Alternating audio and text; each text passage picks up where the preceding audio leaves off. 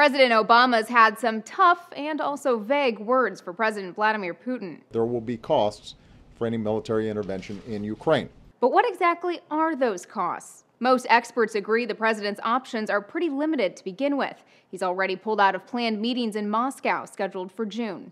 Other possibilities include canceling the entire trip, booting Russia out of the Group of Eight, and imposing economic sanctions. The last option was floated by Secretary of State John Kerry on NBC's Meet the Press. There could even be, ultimately, asset freezes, visa bans. For some perspective on how Russia might respond, it's worth a look back at how a different U.S. president handled Russian invasion of a different former Soviet republic. I have directed a series of steps to demonstrate our solidarity with the Georgian people.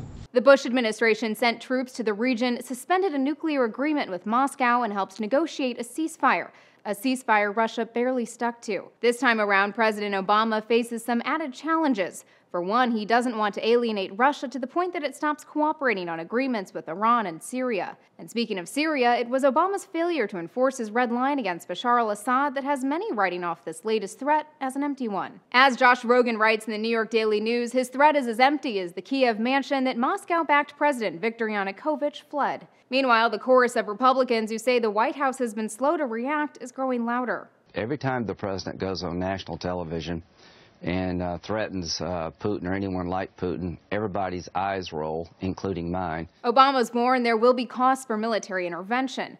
As for whether Putin will heed his warning, one expert on Russian-American relations looks at it this way.